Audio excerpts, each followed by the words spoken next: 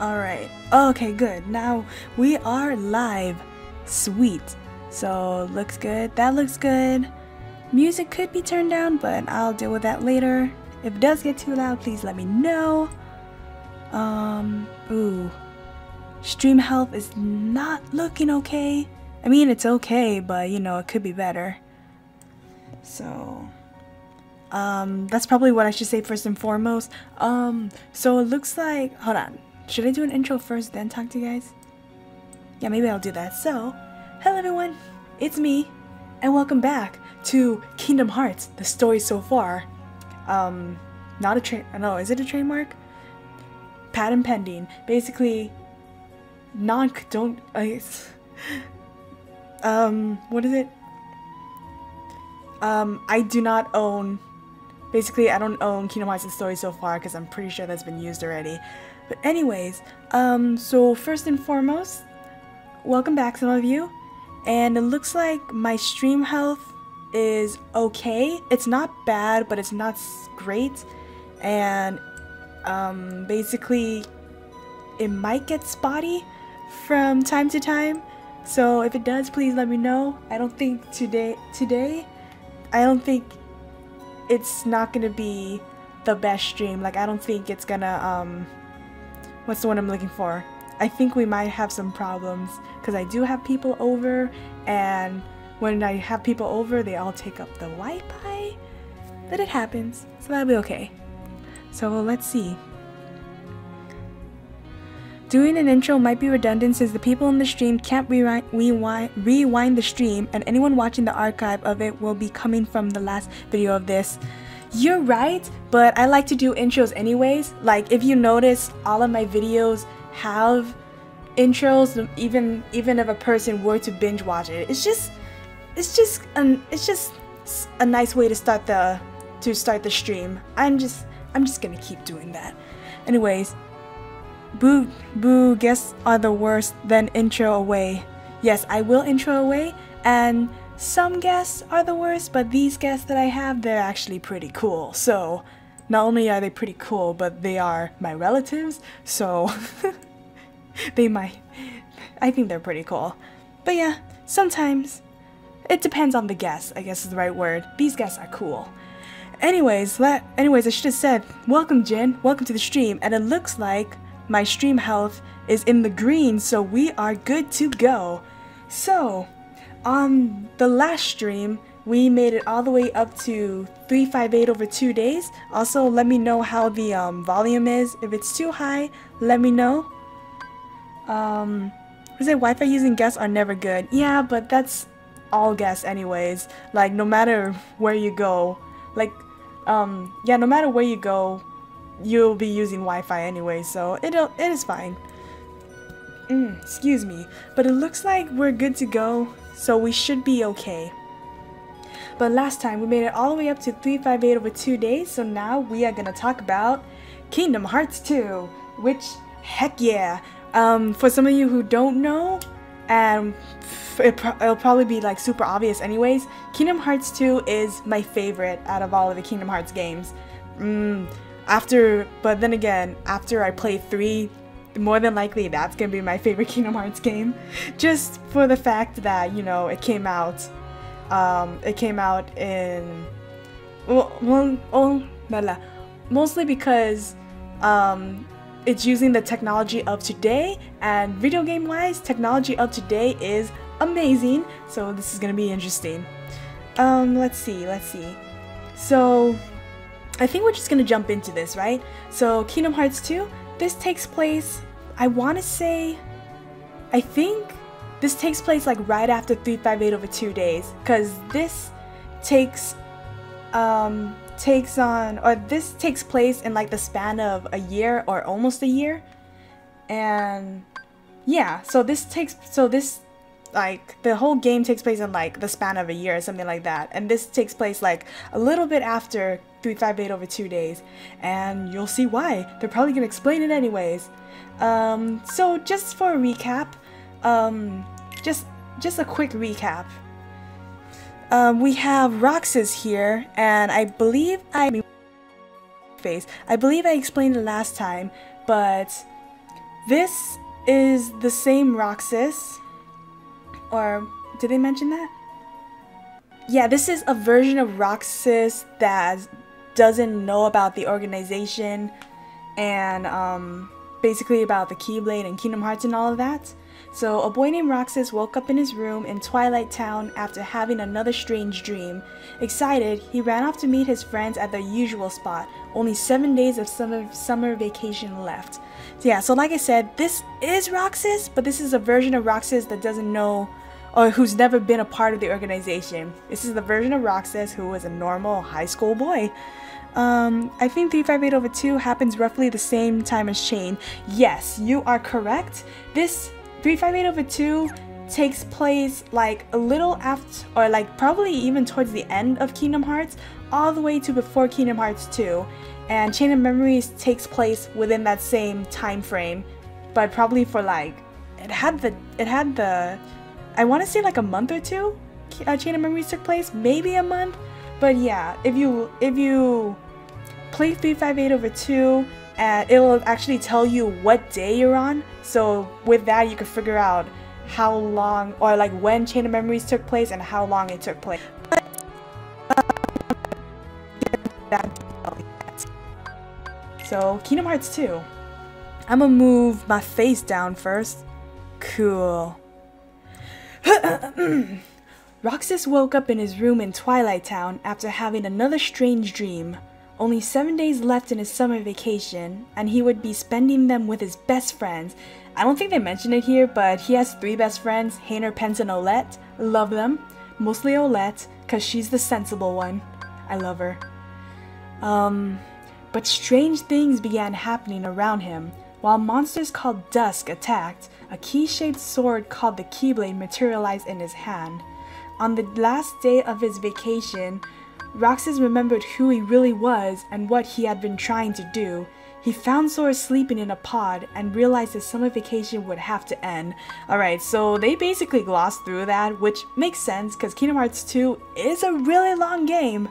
So basically, throughout the span of a week of 7 days, Roxas starts to slowly realize who he is because things like the Dusk are coming after him, and they'll probably explain it later, but the Dusk are the lowest form of nobodies, or the most common form of nobodies, and they obey the organization. And so they were trying to capture him. He has a Keyblade that materializes, but technically it's not his Keyblade. It was a Keyblade that was created for him. He doesn't unlock his own Keyblades until like towards the end of the 7 days, once he realizes who he is and his role, basically. Is it? So while he was trying to figure out who he was, like who he really was, like I said, the organization had been trying to take him back. And while that was happening, they sent Axel, of all people, his back to the organization. And then like towards the end, they had like this big Roxas versus Axel, which was amazing. Me? No, never mind. Okay. Stream stuttering? That's not good. Ooh, you wrote something? Hold on, give me 1 sec. Let me finish explaining this first, and then I'll see what you wrote. Which would have to end. So then Roxas realizes that he had to go back to Sora because, like I said, Sora is incomplete right now because of 2 things. One, he's basically just like a physical form of his heart because Roxas is his body and soul.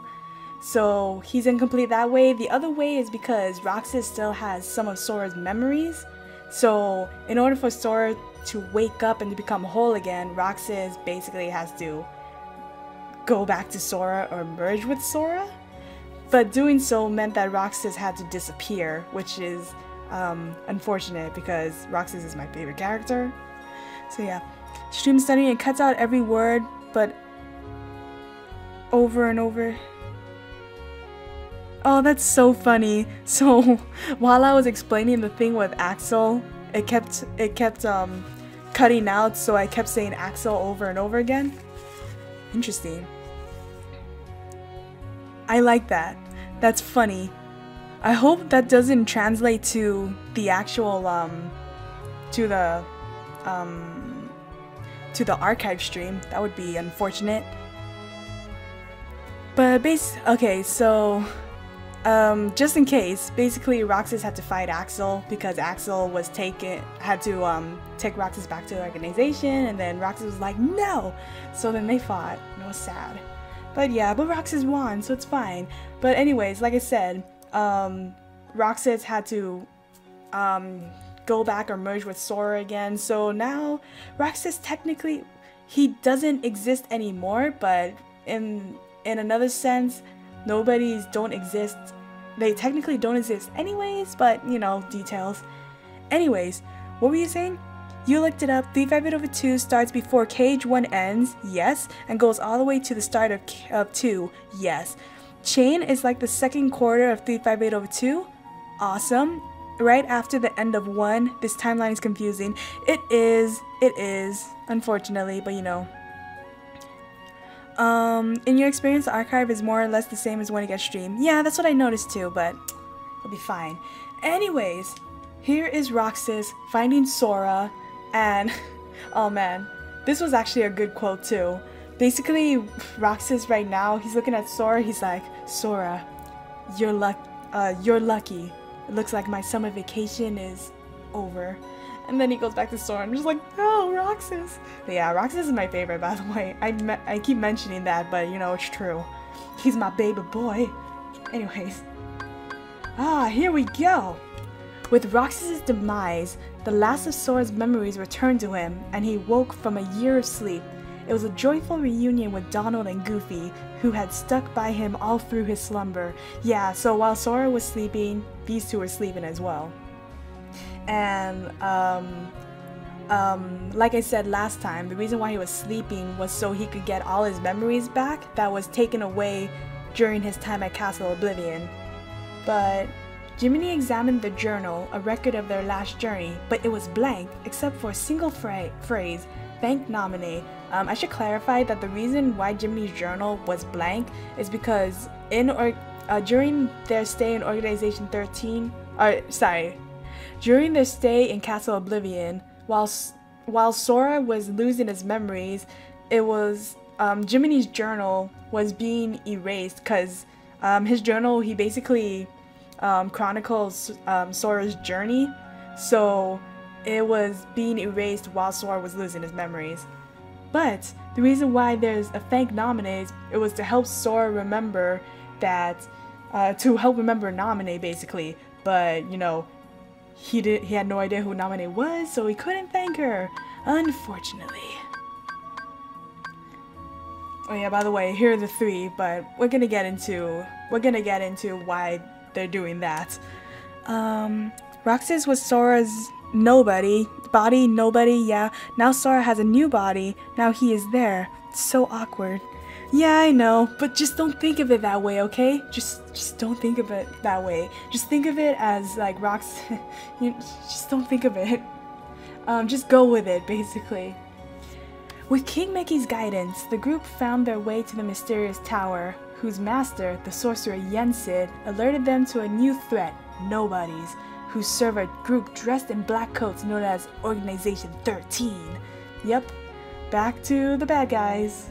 And I remember when this game came out, they didn't make 358/2. That game came out like probably a few years after this one. So at this time, we still barely knew who the organization was. Yeah. Anyways, I thought that would be important to know. Oops. And so it was that Sora, Donald, and Goofy set off on a new adventure. And as you can see, what's the best way to put this? Sora had a glow up? Yeah, that's the best way to put this. Sora had a glow up and he got himself new clothes, so good for him. Good for him. And he got taller. Good for him. I think he's taller than Goofy now? Probably. I don't know, something like that. But yeah, glow up. Then again, both him, Kairi, and Riku got glow ups, but you'll see them later. Or no, you saw Riku in 358/2. He also got glow up. Freaking kids, man. Anyways, yes. In Hollow Bastion, Sora was reunited with his old friends and learned that the Heartless were still causing trouble. While dealing with them and the Nobodies, Sora had his first encounter with the organization since waking. Yep, and that's these guys right here. Nobodies are the bodies of the strong. Heartless are hearts of people with darkness in their heart. More like Kingdom of Oxymoron naming conventions. Yeah, well, naming conventions, just ignore that because, you know, it does get confusing. But you are correct. Yeah, I should explain that, shouldn't I? Thank you, Jin. Because they didn't really explain it here, but basically, when a person turns into a Heartless, if their will, I think it's, what is it? If a person with a strong heart becomes a Heartless, their body and soul becomes a nobody. Well, then again, I did say that last time, didn't I? That the heart becomes a Heartless and the body and soul becomes a nobody. I did explain that, so I think I'm good. You got an Organization 13 hoodie? That is freaking sweet. Dude, Hot Topic came out with some Kingdom Hearts merch, well, yes, merch, but also they came out with some clothes. They got KH3, Sora, and Kairi hoodies, and then I saw they had like these, what are they? They're not cloaks, they're the Organization 13 cloaks, but they're kind of shorter than cloaks, but longer than hoodies. I don't know how to explain it, but they looked awesome too. I bet you they're expensive, but I kind of want one. But yeah. You're not sure where it is at the moment, but you love the rounded hood. Ah, that's cool, dude. That's cool. Anyways, I felt like I was explaining something earlier. I think we're good. In Hollow Bastion, Sora was reunited with his old friends. Yup, the dudes from Final Fantasy games. This were still causing. Oh, did I watch? Oh, I read this already. Whoops. While chasing from world, by jumping from world to world, just like what it says, chasing the Organization 13 members, Kairi gets kidnapped by Axel from Destiny Islands, but she was rescued by I think just this portal, I guess, which led her to Twilight Town. And then Axel found her in Twilight Town, so he kind of kidnapped her and took her back to their base. I think that's what the word is. So she's a damsel in distress right now. She is a prisoner. Poor Kairi. And Sora has no idea that this has happened. Poor Kairi. Ah, this dead. Oh, it cut off. No. Yeah, it looks like it's really bad right now. Shoot.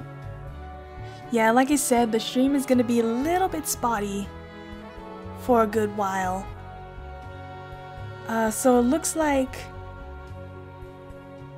maintain smooth streaming. As such, viewers will experience buffering. How's it right now, Jin, though? On my end, it looks like it's still doing well. Okay, good. We're in the green now. Alright. So yes, thank you for keeping an eye on it.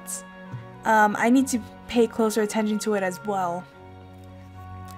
But we're in the clear. So, let's continue on.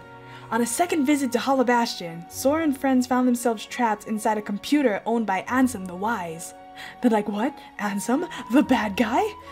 They repaired the program and returned to the real world, where they were finally reunited with King Mickey. Yeah, so I thought that was pretty interesting. They get trapped inside a computer program. Yeah, they got trapped inside the computer, and basically they went to this world called Space Paranoids, which is where Tron and the gang is. You guys remember that movie Tron, right? I remember the movie Tron. It was pretty good. The original one. I know they made a Tron Legacy, which I heard wasn't as great, but I've never seen it, so. But yeah, it was owned by Ansem the Wise, which there's gonna be a little bit more explaining to do. You love Tron. You don't care much for the Tron cartoon series, but I love both the movies. I've actually seen like the first episode of the Tron series. I didn't really care for it as well. But yeah, Tron is good. Tron Legacy was a sequel. Yes. Yes, it was. So yeah, that was interesting. And boy, did he have a surprise to share. Oh yeah, because King Mickey finally reunited with them. Thank God. It turned out the Ansem Sora had fought and defeated was not really Ansem at all. What? Anyways, Ansem the Wise had had an apprentice named Xehanort who turned into a Heartless. This Heartless stole his master's name, Ansem, while the nobody that was created in the process, Xemnas, this guy, became the leader of the organization. A little bit up. During an epic battle with the Heartless, and it really was epic by the way, Sora finally got a glimpse of this new adversary. So yeah, exactly guys. So this takes a little bit of explaining to do. So you remember how Xehanort took over Terra's body, right? And created Terranort? Well, Terranort actually, like after his fight with Aqua, lost his memory, and he ended up thinking that he was actually Xehanort, and Terranort, now Xehanort, became the apprentice of Ansem the Wise, and this apprentice was the one who stole Ansem the Wise's research and basically created the Heartless. And so when Terranort Xehanort became started becoming a Heartless, his Heartless was Ansem Seeker of Darkness, the one that took over Riku's body, who was the main boss of Kingdom Hearts 1, and the nobody of Xehanort became Xemnas, who was the leader of Organization 13, this guy. Demolition Man, not a sequel. What? But it should have gotten a prequel. What are you talking about? You love the Battle of 1,000 Heartless, dude, me too. And that's part of the epic battle with the Heartless. Basically, Sora goes in alone and defeats 1,000 Heartless. It was freaking awesome. That's like my favorite part of the game. Anyways, so yeah, that happened. Are you guys still doing okay? Because that whole explanation with Terranort Xehanort was, it's a little bit something. But yeah, if you could probably kind of see it, but he does kind of look like Terra. Well, if you see Terra Xehanort, or if you see Terranort, then you'll understand. But anyways, actually, could set it up like in Dynasty Warriors instead of slowly releasing the Heartless into the actual fight, but I guess that would have been a bit much for— yeah, exactly. It would have been cool like in Dynasty Warriors where they had the 1,000 Heartless, but at the time they didn't have— at the time I don't think they were able to do something like that, so they would slowly have them trickle in, which it was still really cool though. I still liked it. With today's technology though, you probably can, and that's the best part. Gotta love them technologies. Anyways, he kinda looks cute. I mean, I wouldn't say cute, maybe cute as in handsome. He is kinda handsome. Just a little bit. He's still evil though. OMG new remake where they actually do that? That would be kinda cool, but instead of doing a remake of Kingdom Hearts 2, I bet you they have something like that in Kingdom Hearts 3. Because if they don't, I'd be really sad. I'd be really sad. Anyways, Sora's search for Kairi brought him back to Twilight Town. By using the alternate version of the town where Roxas spent his summer vacation— yeah, I'll explain that in a bit— Sora and the others found a way into the realm of darkness. So, I should have mentioned that. After Riku basically kidnapped Roxas, because I guess that's the best way to put it, Diz put Roxas in an alternate version of Twilight Town where he thought he was, you know, a high school student and where he spent his summer vacation. But yeah, this alternate— I'm trying to figure out— I think this alternate version of Twilight Town is kind of the same thing with Ansem's computer, where it's like they were digitized or something, because I don't think it's a parallel universe, but it's more like, I want to say it's something like they were digitized and put into like a little program, but I don't know. Details, am I right? Just think of it as just like another version, like what it says. So yes, it was virtual. He looks like he has soft cheeks. Terra did have soft cheeks, but anyways, that's irrelevant. Actually, you know what Terra had that I really liked? He had really beautiful eyelashes. Like, they were full and they were long. Beautiful. It was virtual, yes, exactly. It was virtual magic. That's actually the best way to put it. But yeah. So, and within this alternate version of Twilight Town, they found a way into the realm of darkness. And the reason why they had to go into the realm of darkness was in order to get to Organization 13's base, I guess is the right word, their hideout. Yeah, that sounds about right. Ambushed by a horde of dust, Axel was rescued, who was also his best friend, Roxas. And yes, he technically is his best friend, Roxas. But you know, details. But yeah, Axel, cool guy. He, they said he sacrificed himself. He quote-unquote died, but like I said, they don't technically die in Kingdom Hearts. More like he faded into nothingness, because since nobody's never existed in the first place, they don't die, they just fade back into nothingness. But yeah, that's the best way. Stream stalling again. Oh, that sucks. You'll be back? Okay, sounds good, Jin. It looks like my stream health is going. It might be your end because my stream health looks good, but alright, sounds good.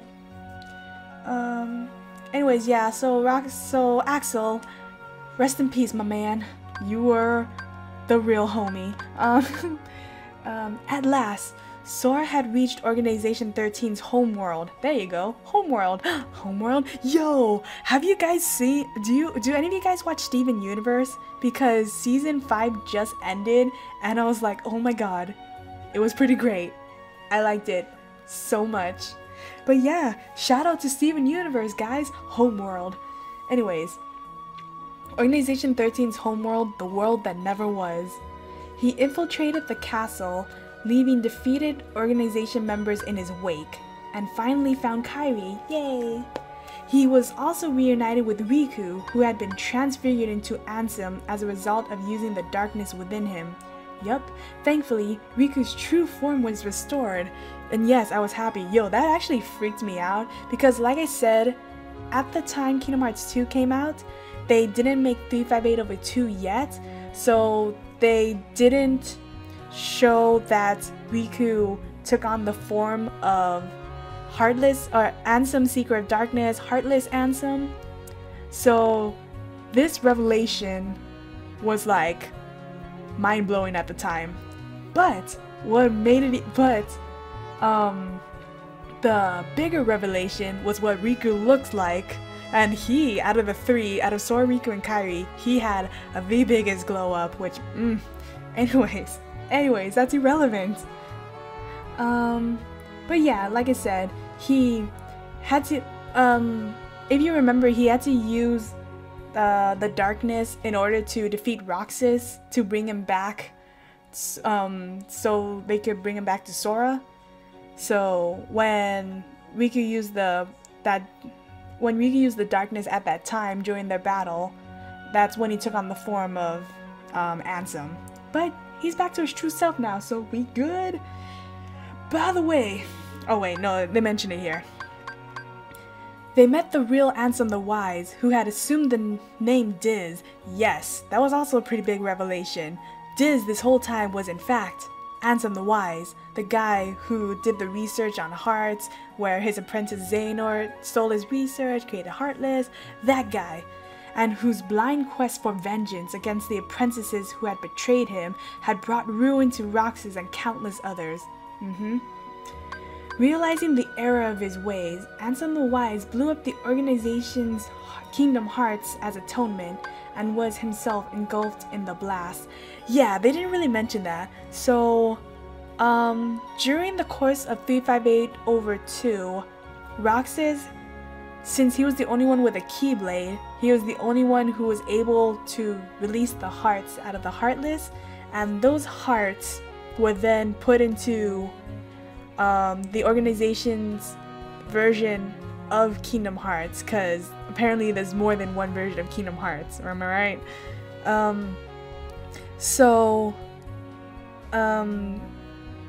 Ansem the Wise blew that up, causing those hearts to be released and gave them a chance to access that Kingdom Hearts and basically, you know, destroy the rest of it.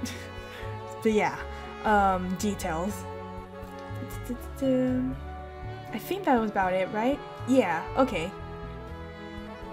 But yeah, quick side note though, this version of Kingdom Hearts, this version of Kingdom Hearts is different from the version of Kingdom Hearts in the first game. But yeah, so yeah, there's Ansem the Wise. There's his machine that blew up organization's Kingdom Hearts, and then there's Mickey. Sup, Mickey? What else? Alright, atop the castle, near what remained of Kingdom Hearts, Sora and the others confronted and defeated Xemnas, as you can see, like right there. Yes. Yeah, actually. So, Xemnas, I think it took 3, maybe 4 battles to defeat him, because we had, the first battle where it was just Sora by himself, and I want to say, was that before they destroyed I think that was before they, oh no. This was right before they traveled into Kingdom Hearts, yeah. So, Sora defeated the first version of Xemnas, and then they went inside Kingdom Hearts, and there was another version of him in there, and they, quote unquote, oh no, they actually did destroy Kingdom Hearts. I'm getting confused. So, they destroyed the first Xemnas, then they went inside Kingdom Hearts and destroyed Xemnas there, and they destroyed Kingdom Hearts itself. And I think they're gonna, and then there's 2 more battles after that, but they're gonna explain it here. Naminé opened a gateway home. Symbolically, she and Roxas accepted their place within Sora and Kairi, the people they had come from. Yes! I should probably explain that too. So, like it says here, Naminé is technically Kairi's nobody, but like I said, the only way for a nobody to be created is if a Heartless was created. And a Heartless is created when a heart gets consumed, or when a person gets consumed by darkness. I think it's something like that. Yeah, but Kairi is what's known as a Princess of Light. And like it says, her heart is full of light that it would be impossible for her to turn into a Heartless. So, if you recall, Kairi's heart was in Sora in Kingdom Hearts 1, right? When Sora released his heart, and at the same time released Kairi's heart, that's when Naminé was created. So, in a way, Naminé is like a combination. No, I don't want to say combination. Naminé is Kairi's nobody that was created with Sora, I guess is the right word, because which is also why she was able to manipulate Sora's memories, because she has a connection with Sora, if that makes sense. Is that making sense? Because this is when Kingdom Hearts starts to get really confusing. It's a great game, but it's just so much to remember. Anyways, hold on, water break. So yeah, the only way for Naminé to be created was through Sora, basically. Sora's the reason why Naminé exists. Let's put it that way. So yeah, both Naminé and they didn't mention that, but Naminé is now back with Kairi. So now that Roxas and Naminé are back with Sora and Kairi respectively, they don't exist anymore, but they kind of do, but it's still sad. Sora had we got one too. Yes, that's what I was trying to say. Exactly. As Sora and Riku tried to fight, the gates suddenly closed. Xemnas had survived, and Sora and Riku were flung into the final battle. Yeah, this is like I said. We had to do one fight where like it was just this big giant fortress that you had to fight, and then you had to fight Xemnas himself, which was interesting. There was one at one point in the final battle with Xemnas, he basically has like these lightsabers, right? And he made a full circle of lasers surrounding Sora and Riku, and you had to push both X and triangle to get Sora and Riku to dodge the lasers because they're just like shooting at them, and oh my god, that was like the craziest thing. Your stream just went offline, then back on for a sec, then off again, but now it's fine again. What do you mean like off? Like it went offline? That's so weird. Okay, so if it went offline and back on, then it won't affect the archive stream, so I think we'll be okay. But yeah, it was a crazy final battle. Aw, cute. They were able to dispatch Xemnas, but there was no escape from the realm of darkness. Yeah, so they were stuck in the realm of darkness, which I forgot that's where the world that never was. Anyways, at the dark margin, they stared out the sea. The dark margin is basically just an area within the realm of darkness. They stared out to sea, ready to give up. But then a letter in a bottle washed up. This letter in a bottle was, they mentioned it like in the beginning of the game, but it's irrelevant right now. It was from Kairi. A door to the light appeared, leading them back to their home, the Destiny Islands, where all their friends were waiting. Yes, it was awesome. YouTube said it went offline, which means it lost contact with the computer for a sec. Yeah, like I said, the Wi-Fi is gonna be a little bit spotty for the stream, but I think we'll be okay. We'll be okay. Anyways, not long after, Sora and Riku were watching the sunset when Kairi presented them with a letter she had found. Whatever was in the letter convinced the three of them that the journey was not over. Yes, and then here's them looking at the letter. By the way, here's all three of them. We got Riku, we got Sora, we got Kairi. Like I said, all three got like a glow up, I guess is the right word, especially Riku. You know, when I was younger, I used to think that his long hair was like really nice, but now it's kind of irritating me how his hair is like just in front of his face. I'm glad they kind of now I'm kind of glad they cut his hair because it still looks good. His cut hair actually does look good, but you know, whatever. Let's see. And basically what the after this right after this, no, never mind, I'll mention it later. But anyways, yeah, their journey wasn't over yet.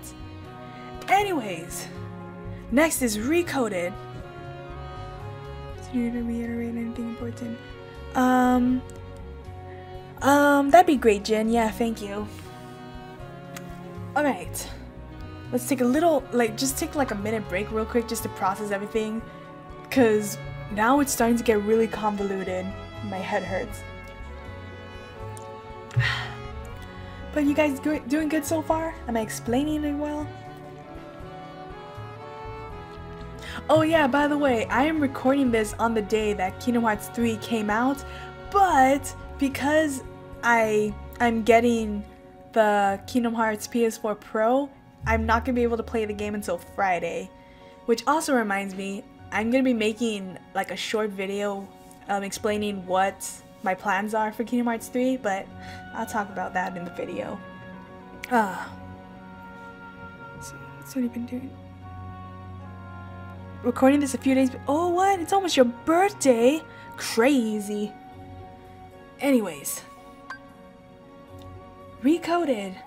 Recoded takes place like after Kingdom Hearts 2, but before the next game, which is Dream Drop Distance. And I guess I could say it now. The letter will lead to the events of Dream Drop Distance. So Yeah, that's about it. Oh, the 31st? Oh my goodness, that's soon. The 31st is in 2 days. Crazy. I feel like I was supposed to do... Oh, wait, no. Okay, no, I know what I was supposed to do on the 31st. I got homework due that day. Anyways.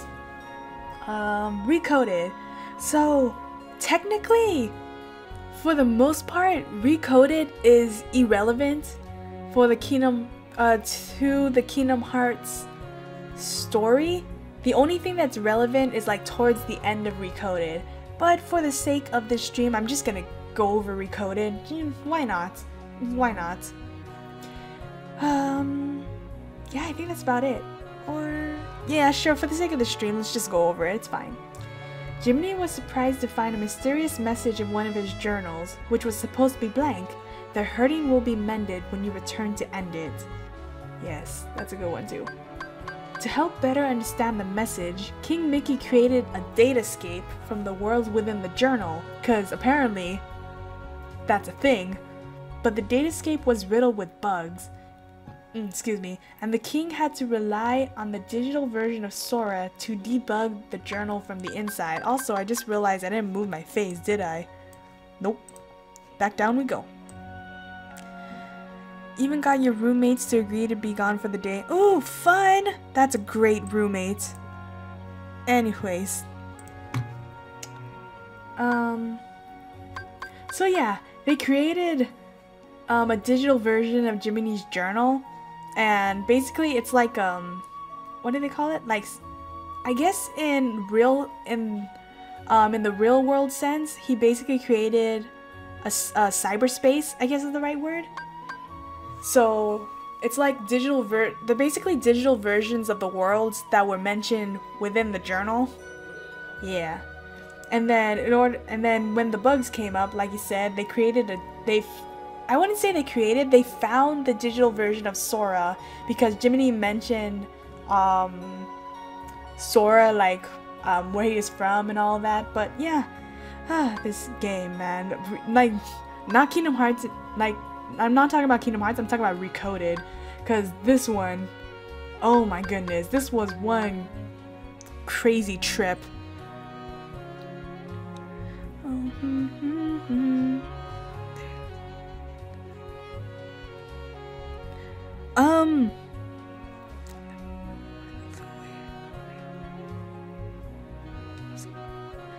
I mean, hold on. I don't know. Wait, do I even want to mention that? I feel like that's something that I don't want to say a personal problem. It's more like a private problem, I guess. Yeah, that's more like a private problem. I don't know if that's something you want to mention to the world. I mean, it's not something that big, but I don't know what to tell you, man. Anyways.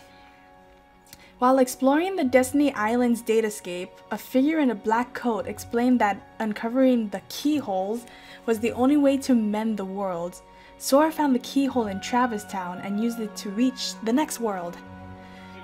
You know, looking at this, I don't even know if I want to mention this game because reading it again just makes me think like, man, this was one weird game. This really was a freaking weird game. As he did, a new message appeared in the journal back at Disney Castle. And Heartless, worse yet, he and the others were now trapped in the library. Yeah, quick contact Disney Castle. 1 second, please.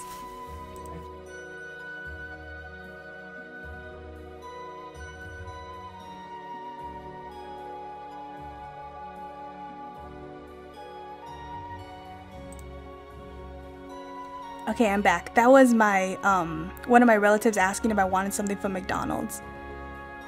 Showing offline? That's weird.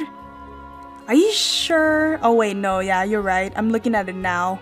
It's a little blurry. That's not good.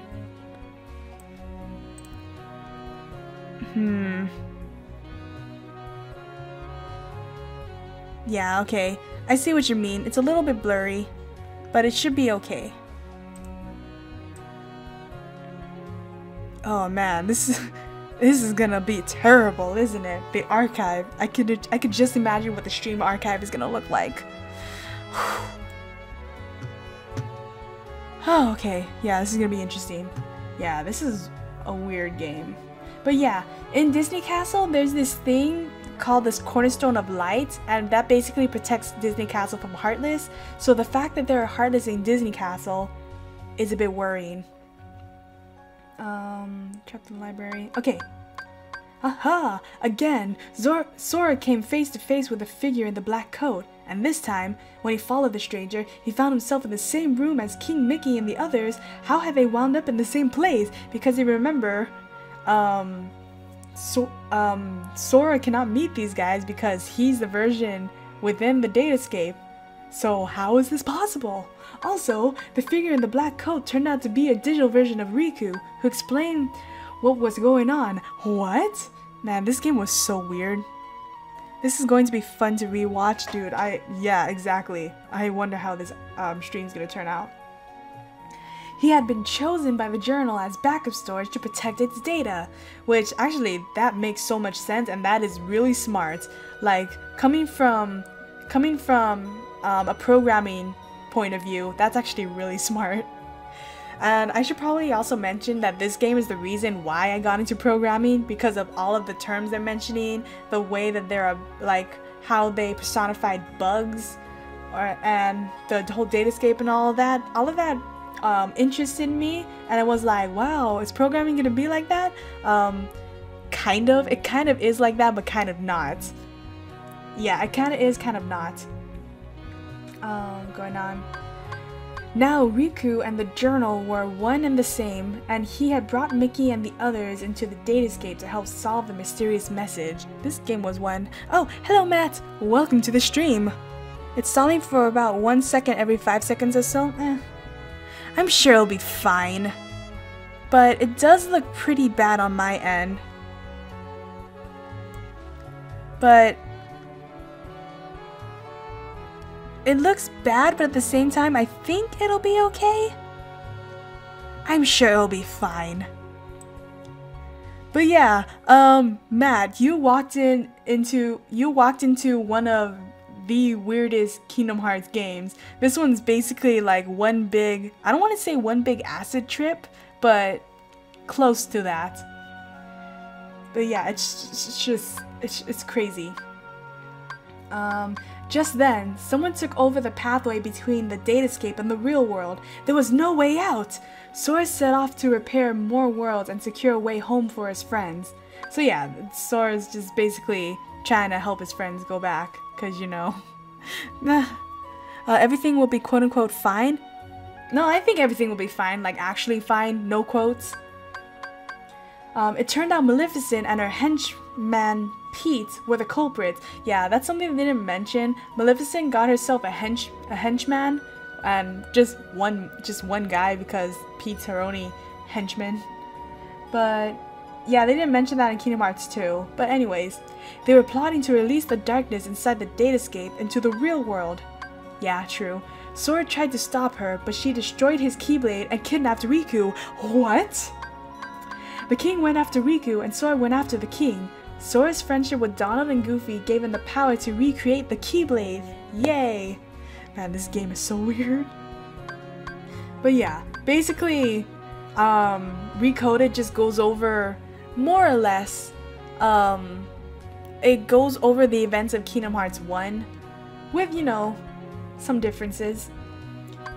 Pete had infected Riku with bugs and tried to pit the two friends against each other, but after a short fight, the infected Riku collapsed. Yeah, that was sad. Sora dove into Riku's datascape to save his friend and defeated Maleficent inside. Yup, like I said, this was a weird game. But it's aight. However, it wasn't until he took out his own Heartless, the original bug which was threatening to delete the world datascape, that the journal was finally restored. And when they said his own Heartless, they mean Sora's Heartless.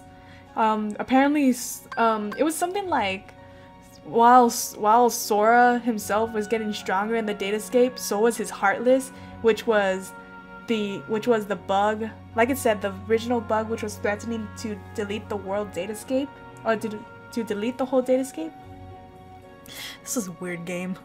Pete is the only guy desperate enough to work for her after her defeat in 1. Oh yeah, you right. You right.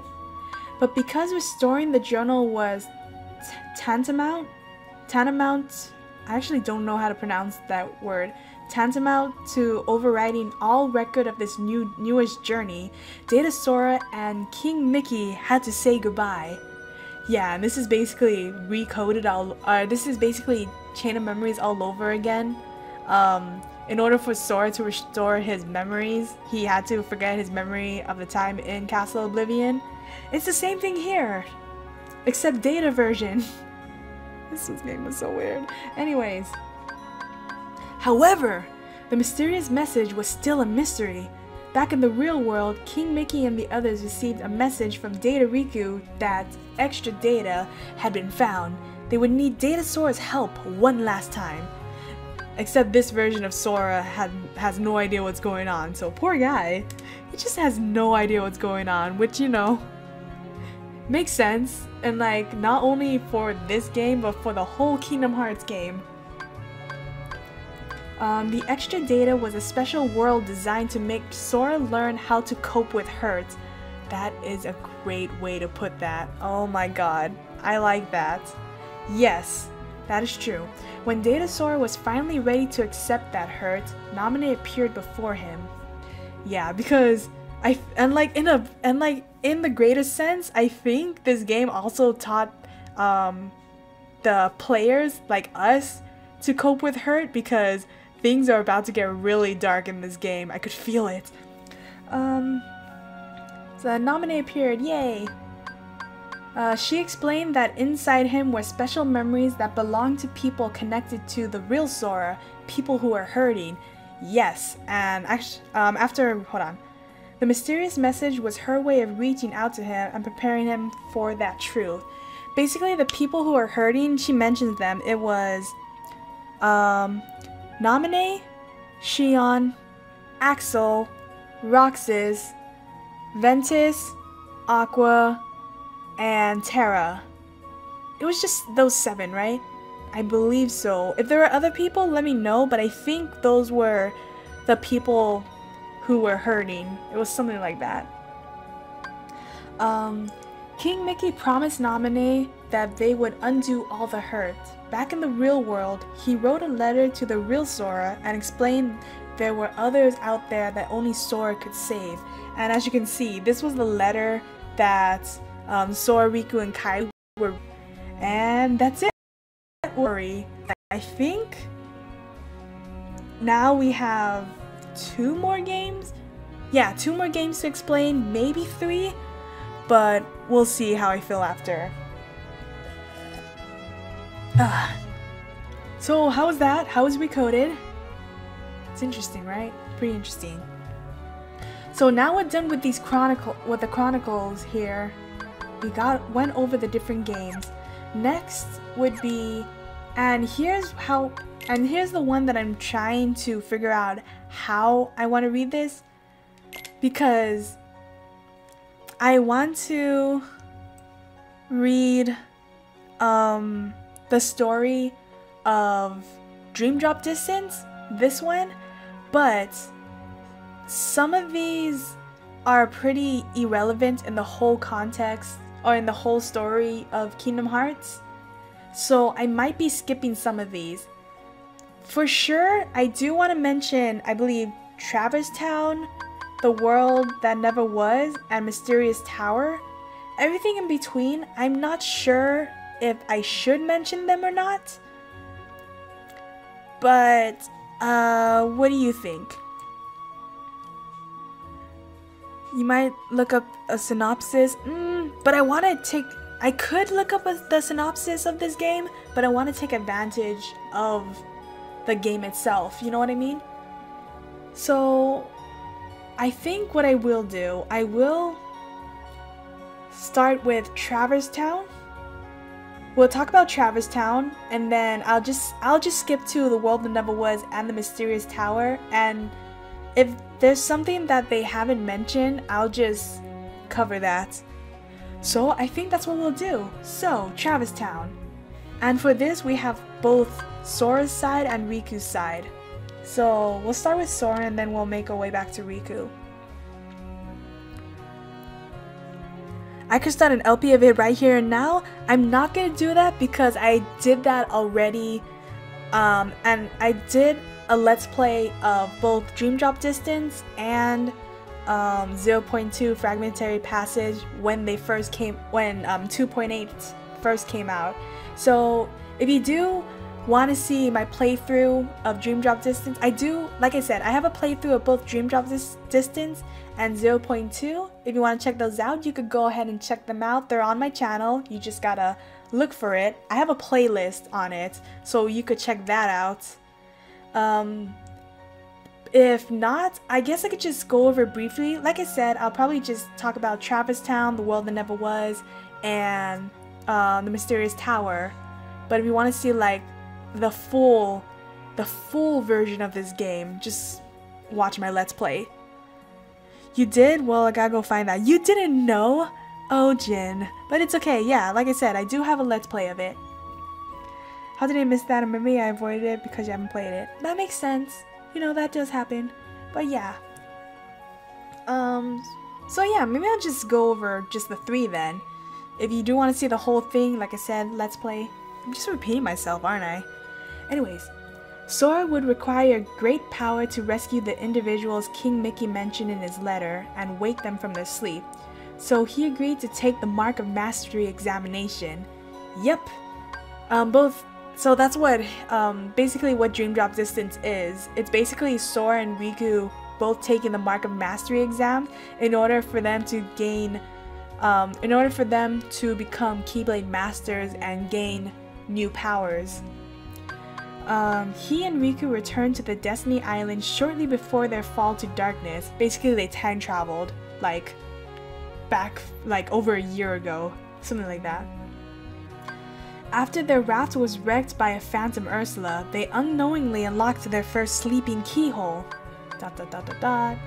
Sora was separated from Riku and wound up in his first sleeping world, quote-unquote, Travis Town, where he met a boy named Neku, and Neku is from this game called The World Ends With You. I tried to play it on my channel, but with the way the game is set up, it's really hard to do a Let's Play on it, so I kinda just abandoned it, and actually now that I think about it, I haven't even played it in a while. Because it is a good game, but it's just going to be hard to do a Let's Play on. So I decided not to do that. While helping Neku look for his game partner, which is something from the game he's from, Sora was confronted by a figure in a black coat. Before he could find out who the stranger was, however, he was seized by the overwhelming urge to sleep. And yeah, okay. Which sucks. And then in the game, like after he falls asleep, you play as Riku for a bit, and then like at one point Riku falls asleep, and then we go back to Sora. Cause basically how the game works is that you could switch between playing Sora and Riku. There's like actually a bigger reason why that happens, but I'm gonna explain it later.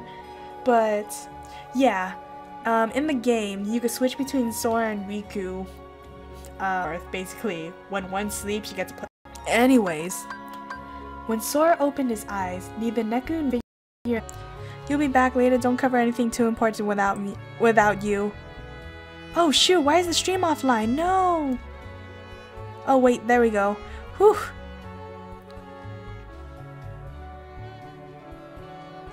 Okay, we're good. How long was it offline? I don't think it was offline that much. But you said you'll be back later. Don't cover anything too important without you. I cannot make any promises, dude. Shoot, the stream is being a little weird right now. I hope it's okay. Yeah, we'll be fine. Let's see. No sooner had Neku explained that Rhyme wasn't his partner then the girl vanished. What? Oh, that is a weird sentence. No sooner had Neku explained that Rhyme wasn't his partner than the girl vanished. I don't even think that's the right English. Basically, right when Neku explained to Sora that Rhyme wasn't his game partner, right then and there she disappeared. And I was just like, what? Okay, it looks like my stream's doing okay so far. Then, the figure in the black coat appeared just long enough to summon a powerful nightmare. How dare you. By the way, I don't think they explained it, but nightmares are the enemies in this game. So is it? In the game, there are creatures called Dream Eaters, and there are two versions of them. We got the Nightmare, which are the enemies, and they basically consume people's dreams. And we got the spirits who help us fight the nightmares. But yeah, pretty great so far. Sora defeated the nightmare, and suddenly a strange projection appeared out of thin air. In it, Sora saw Riku. A boy named Joshua then appeared before Sora along with Rhyme. Oh yeah, I should have mentioned this. Joshua and Rhyme are also both characters from The World Ends With You. Joshua explained that Sora was looking at another version, or imagining, of Traverse Town, and that there was no way for him to get there. Basically, this is the version of Twilight Town that Riku was a part of. So, throughout the game, there are two versions of the same place. One version Sora resides in. I guess reside is the right word? Travels in. And then the other version Riku travels in. And like I said, they explain why this is happening later on in the game, but I'll cover it eventually. Neku, Shiki, Beat, and Rhyme vanished into the projection. This dual Traverse Town, Joshua explained, had appeared because it was needed. Fucking game. Neku and his friends were about to be wiped from existence, but in this world, the pieces of their dreams and the connections they formed had kept them in the game, literally. Who are you? Sora and Riku asked Joshua. Let's say a friend, was all the mysterious boy would say before flying off into the night sky. Yeah, the reason why he flew off into the night sky has something to do with the game he's from, but I'm not going to go into details with that, because like I said, irrelevant. But, so yeah, I don't know if they mentioned this, but like I said, Dream Drop Distance is where Sora and Riku take the Mark of Mastery exam, and they're taking the Mark of Mastery exam within something called Dream Worlds, and these are basically worlds that haven't fully, what's the word I'm looking for? They haven't fully been restored after being swallowed by the darkness. So in order for them to become actual worlds again, they have to wake them up from this sleeping state, if that makes sense. I hope that makes sense. Mario, where are you? Usually you tell me if this is like, if I'm doing okay, but you're not here. It's okay, dude, I don't blame you, but you know, your help is very much appreciated. Anyways, that's Sora's side. So now we're gonna look at Riku's side. Having welcomed darkness into his heart, was he still worthy of the Keyblade? Riku decided to take the Mark of Mastery examination and to find out, basically.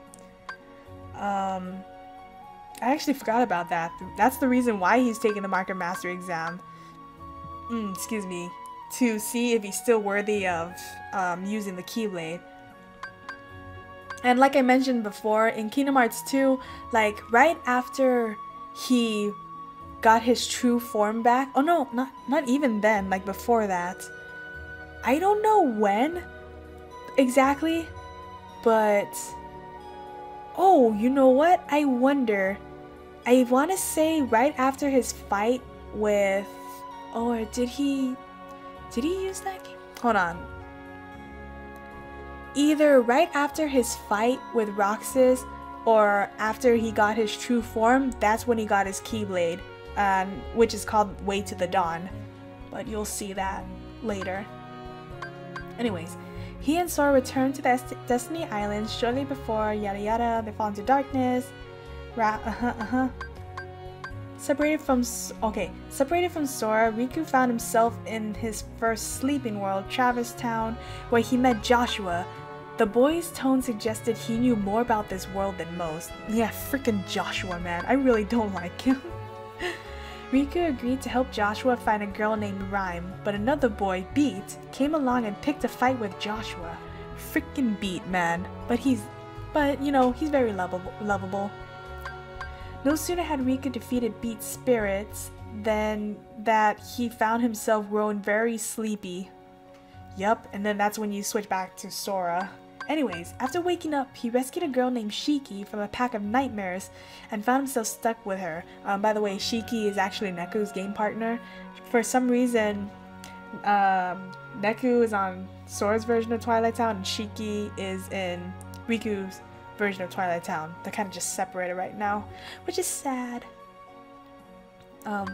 Next, he encountered a figure in a black coat who insinuated that Riku did not belong there. Yeah, okay, I see what he means. Well, I see what he means. You guys probably don't know. Basically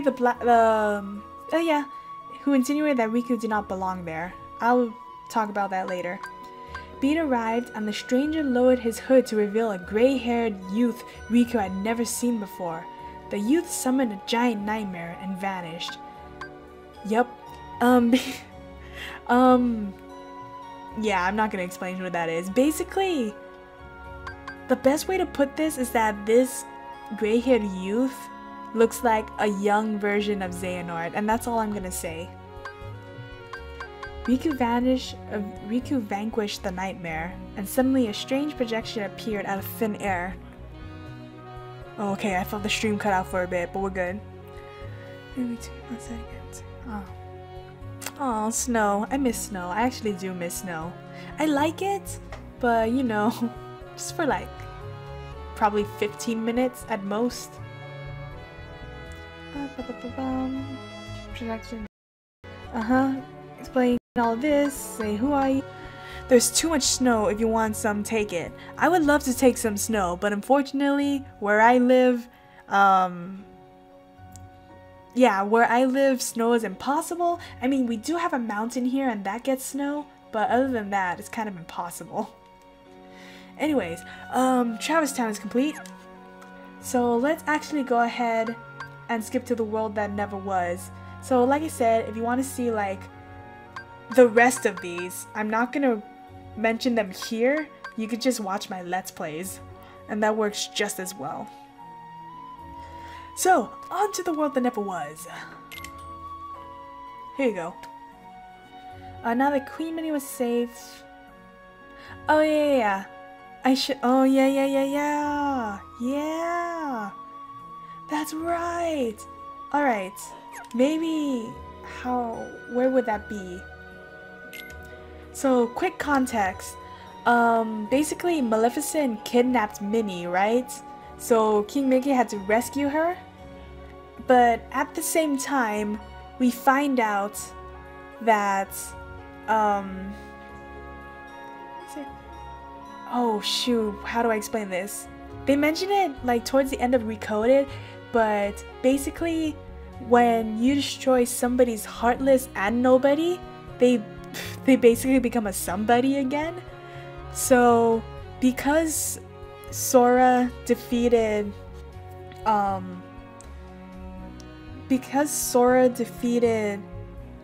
Ansem's Seeker of Darkness, Xehanort's Heartless, and Xemnas, who is Xehanort's Nobody. Because Sora defeated both of them, Xehanort is now a person again. It's a little bit confusing. Oh, okay, cool. But yeah, it's a little confusing. So, with that said, all of the organization members became... I'm just gonna call them somebodies. All of the organization members became somebodies again, or they became whole again, I guess is another way of putting it. And Lee, right here, is actually Axel somebody. Yeah. So, yeah. But I think he still has his this is where it starts to get really... necromancy, I say. You know what? That is a good way to explain this. But like I said, no one actually dies in Kingdom Hearts. Apparently, they just go back to being people again. But yeah, Lee is basically Axel, and let's see, if I recall, he traveled through the realm of darkness and ended up helping King Mickey save Queen Minnie from Maleficent.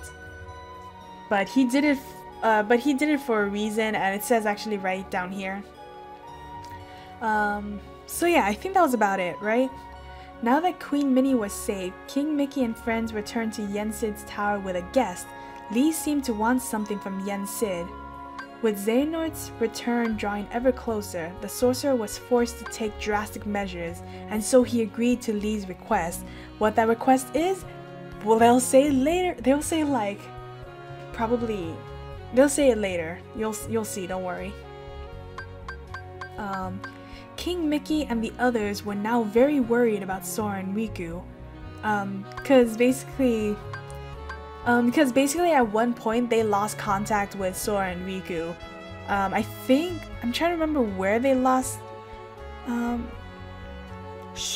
Jen, we don't think about that.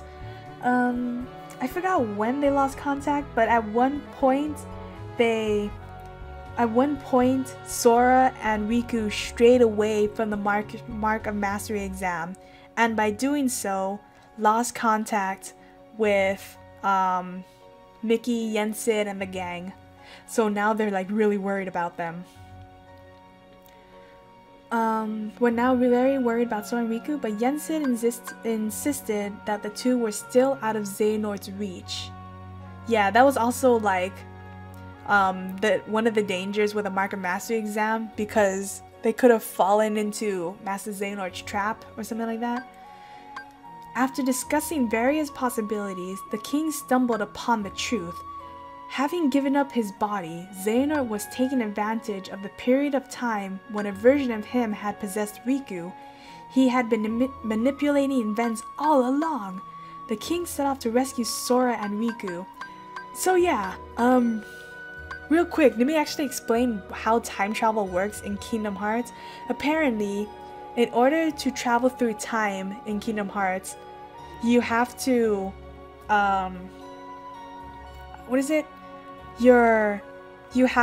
another version of yourself has to exist in the time you want to travel to. So then, it's kind of sort of like possession, I guess is the right word. So, if you go back to a time, have you guys ever seen the butterfly effect? I guess that's the right word. So, I saw this movie recently called The Butterfly Effect, and basically the guy, throughout his childhood, he kept having blackouts, right? So at one point in when he was an adult, he found out that he was able to go back in time to his go back in time to the times where he had blackouts. And the reason why he was having blackouts is because his future self possessed the body of his younger self, and he was doing stuff, you know, through his younger self. It's kind of like this, basically. That's the best way to explain that. This is kind of what's happening right now.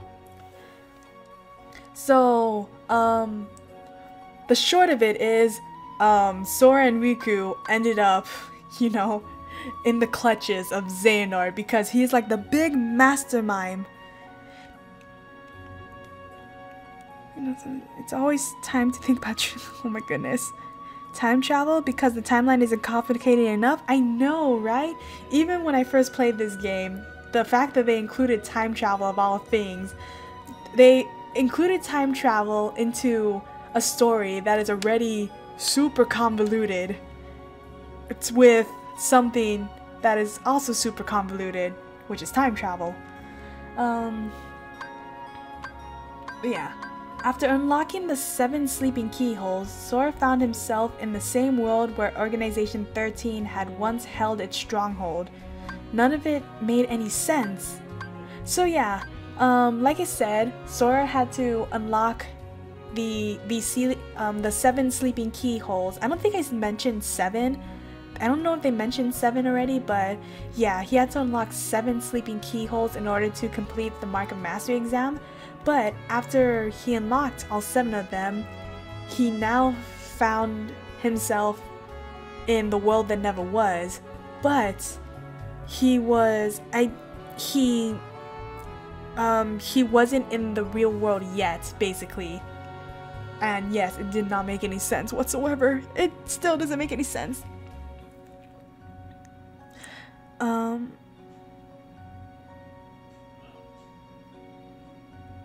What is it? What are you saying? The butterfly effect. What are you trying to tell me, Jen? Can you rewrite that? You're very much. It's really. When I watch Doctor Who, it's still really complicated. Zigbar had appeared and revealed that Sora had been lured here before plunging him into a deep sleep. Yeah, sucks. Poor Sora. The gray-haired youth explained that it had all begun when he was approached by a man in a brown robe, Ansem. Later, when the Destiny Islands were about to be swallowed by darkness, that same Ansem possessed Riku. This is where it's starting to get really complicated. So basically, the guy in the brown robe, Ansem, was actually, like I said, it was a heartless version of Ansem, and since he was just basically a floating heart at the time, he was able to time travel because he didn't have a body. I think that's what it was trying to be. So the brown robe Ansem met young Xehanort and told him basically, this is your destiny, this is what you're supposed to do. And then after he visited young Xehanort, he possessed Riku. And the Ansem at that time, the one who possessed Riku, he's the reason why Xehanort was able to reach Sora and Riku, because he was there at the same time Sora and Riku were there. The butterfly effect is a complicated and inconsistent way to explain time travel. Ironically, you may have unintentionally made a joke about time travel when mistyping this. Well, here's the thing. When I talk about the butterfly effect, I'm talking about... Well, I think... I'm not sure which butterfly effect you're talking about. Are you talking about like the movie, The Butterfly Effect? Or are you talking about the actual butterfly effect theory? Because I was talking about the movie. But the reason why I use the butterfly effect movie as an example, because their version of time travel is very similar to the time travel used in this game, and that's why I used it. Oh, so we're talking about the movie. Okay, so then I'm done explaining. Yo, I hope I am explaining this correctly, because this is a lot of information and a lot of weirdness going on right now. Traverse Town. Sora had been there many times before. He saw King Mickey and the others run by. Yeah, basically right now, Sora is having like this one big dream, because like I said earlier, like I said earlier, Zigbar put Sora in like a deep sleep, so right now Sora, he's more or less dreaming right now while all of this is happening. So first they were at Destiny Islands, and then he moved to Traverse Town in the dream. So in this dream, he saw King Mickey and the others run by. When Sora chased after them, he found Naminé around the corner. Except it wasn't Naminé at all, but some other girl in a black coat. Yup, okay, I remember this. This is when he was straight up dreaming. And the girl in the black coat is Xion, by the way, if you haven't noticed that. If we were talking about the actual effect, we'd be talking Jurassic Park. Oh yeah, you're right. Oh my goodness, Jurassic Park. The actual effect, whenever I think of the actual butterfly effect, I think of Until Dawn, because that was more or less what the game was about, butterfly effects. And that was a good game, by the way. I never played it myself, but I watched other Let's Players play it. Tears. Okay, tears formed on Sora's cheeks for reasons he could not understand. Before he could reach the girl, his vision blurred. You never played Until Dawn or watched it. If you like horror games, then Until Dawn is pretty good, but it's also, what is it? It has a lot of horror cliches, I guess is the right word. So if you don't like a lot of horror cliches, I suggest not watching it. But if you do, go ahead and watch it, because it actually is a pretty good game. He spotted someone in a black coat and called out to the figure. But this time, it turned out to be Roxas. Oh yeah, when I saw Roxas, I was like, ah, Roxas! I love him. Roxas took Sora's hand, and all the hurt he had suffered what? What is that word? Lanced through Sora's memory? I don't think that was used right. Horror cliches is the highest form of art. That's one way to put it, yeah. So yeah, basically Roxas showed Sora all of the hurt he had suffered. That's about it, basically. Next, Sora saw Riku and Kairi, except that they weren't Riku and Kairi, they were two strangers. They seemed kind, but called him Ven. Yeah, these two strangers were Terra and Aqua, if that didn't make any sense. But, like, if you didn't notice by now. Sora no longer looked like himself. Yes, I remember this. Right after they called him Ven, all of a sudden you see Ven instead of Sora. It was interesting. He reached out to take the stranger's hands, but now they were Riku and Kairi again, and they were leaving him behind. He tried to catch them, but his legs were heavy. He could barely move. After a blinding flash, Sora found himself in his own past when he was still little. Ah, yeah. Oh man. Then the vision swooped away as though he were being dragged out of it. If I recall, when the past, or what is it? The scene that he's talking about was when Aqua met Sora and Riku when they were kids, and apparently he had forgotten about that, but I guess he remembers now, but I'm not too sure. Lance can mean piercing or stabbing, and more or less could be paraphrased to shot through his memory. Oh, okay. I've never heard it used like that before. That was weird. Oh, my throat. On the bright side, we're almost done with this game. Had those all been illusions? They were dreams, explained Zigbar. Oh yeah, he's awake now, by the way. He and Xemnas went on to reveal other surprises, that nobodies could have hearts after all, and that the organization had been established for a greater purpose, which they will explain later. Though shaken, Sora put his faith in the Keyblade and stood strong. That was a cool scene too, by the way. It's a rarely used form of already rarely used word. Yeah, makes sense.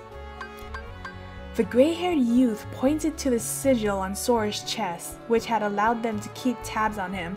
Yeah, I think in this game, they're talking about on Sora's shirt, there's an X on it, and at the time, like, you don't really, it's something you really don't pay attention to, but after he explained that, I was just like, whoa. So yeah, the X on his shirt had a purpose, basically, and I think they have pictures of them, but I'll show it later. That's fine. But yeah, that was interesting. Which had allowed them to keep tabs on him. Sora, he explained, was destined to be the 13th vessel they needed, and they'll explain what these vessels are, too, later. Don't worry, they'll explain it in due time. Sora called Riku's name as he sank into the dark abyss. Ho ho ho! Okay, a single ray of light chased him down. Right before the darkness enveloped him completely, an aura of light appeared and clad him in armor. Thus protected, his body reclined in the darkness's embrace. So yeah, basically, after they didn't mention it, but basically after Sora defeated, so weak, like super weak, that he ended up being engulfed by the darkness. But before he could be completely engulfed by the darkness, a single ray of light, which was Ventus's heart, you know, the heart that was inside Sora, had clad Sora in Ventus's armor, which I believe the armor, like it said, was used to protect them against the darkness. So Sora is safe for now, kind of. Hi Ignis, welcome. We're almost done with the world. We're almost done with Dream Drop Distance. Something being explained in this series is like answering a question with 12 new questions. Yup, that is definitely Kingdom Hearts. But how you been, Ignis? Okay, so we finished The World That Never Was on Sora's side. Now we gotta go finish The World That Never Was on Riku's side. Heck yeah. Okay, so we went over all of this already. So these requests, having his body, Xehanort was taking advantage of the period of time, blah blah blah. King set off to rescue Sora and Riku, blah blah blah. Okay. Hold on. Okay. After unlocking the 7 sleeping keyholes, Riku arrived in the same world where Organization 13 had once held its stronghold. Riku found a spectral version of Sora trapped inside some sort of bubble. He tried to wake his friend, but a personification of Sora's nightmares, a figure in a black coat, approached from behind, which was also pretty cool, by the way. He defeated the nightmare and kept calling to Sora, but it was Ansem who responded and dragged Riku into the darkness for a final confrontation. Yeah, oh, by the way, I think I'm supposed to move... Oh, wait, no, I can keep my head there. Cool. Nice. So yeah, Ansem explained that Riku had unknowingly dove into Sora's dreams and became a dream eater, but he would be of no help to his friends so long as he kept the darkness inside him in check. Stupid Ansem, telling him lies. Anyways, so yeah. This is the reason why when Sora is awake, Riku is sleeping, and when Riku is awake, Sora is sleeping, because I think what it was, basically, in the beginning, Riku noticed that something was wrong. Like, he had, like, subconsciously, he knew something didn't feel right, so unknowingly, he dove, like I said, he dove into Sora's dreams, and in doing so, he became a dream eater or a spirit. And I believe in Riku's outfit, he had the dream eater sigil on the back of his shirt, which, you know, I didn't think about at the time. Sora is surprisingly sensitive. My lordy, I read all of this in one sitting and my butt still hurts. Aww. Yeah, it's crazy, right? Oh my goodness. Anyways, Riku agreed, but rather than giving in to Ansem and accepting the darkness, Riku decided to return it to light once and for all. He drew his Keyblade. And I remember at this time, Riku had remembered the promise that he made to Terra.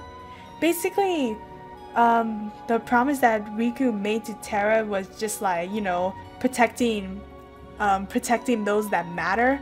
Or like to become strong to protect those that matter, and that led to Terra, and that's what led to Terra to give Riku the ability to wield a Keyblade. But yeah, after Ansem was defeated, Riku awoke in the real world, but his Dream Eater powers remained. Yay! With the help of some spirits, he was able to reach Sora. Yes.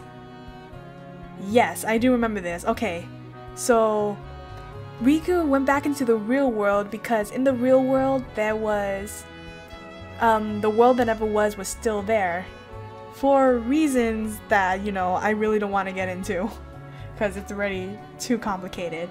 But he went back to the real world and he was still in his quote-unquote Dream Eater form, I guess is the right way to put it. So he was able to rescue Sora.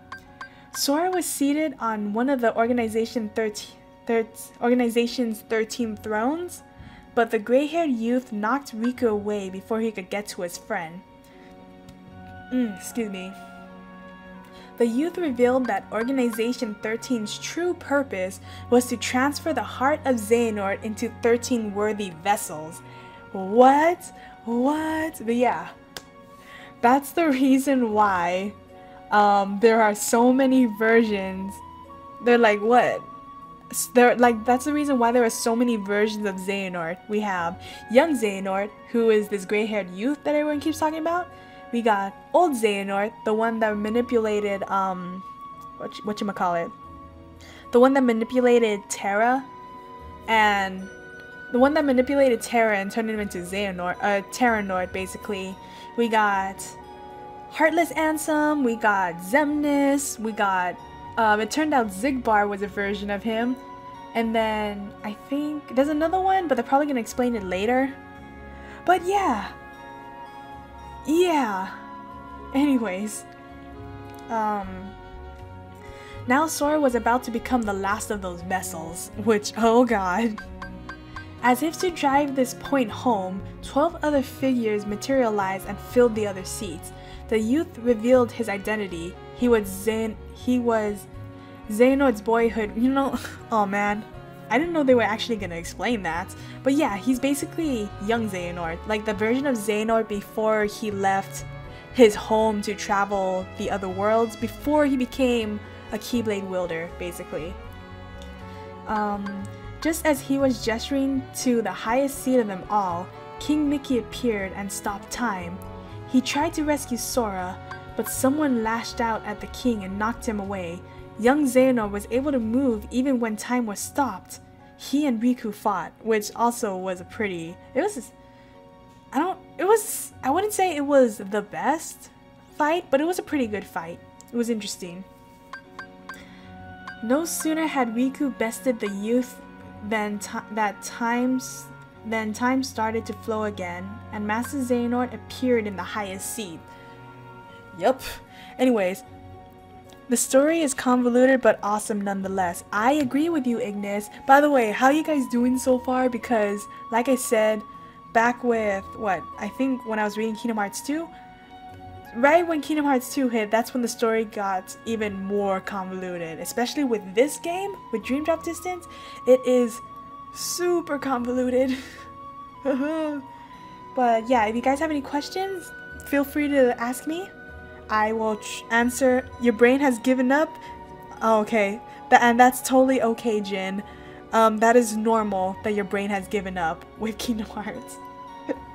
It's still a great game though. He told Riku and King Mickey about the 7 Guardians of Light and the 13 Seekers of Darkness who were destined to clash and forge the Keyblade. And if you guys remember, the Keyblade is used to unlock like the actual Kingdom Hearts. Did I mention that? But basically the Keyblade is what is part of Master Xehanort's main goal. And if you recall, he originally tried to forge the Keyblade with using Ventus and Vanitas, but since that didn't work, he moved on to the 7 Guardians. They nearly forgot they were in danger, but Donald and Goofy arrived in a flash of light to save the day. Yes, everyone is there. The stream went out. Are you sure? Because it looks fine now. Maybe it cut out for a bit, but it looks fine now. Anyways, yay, saving the day.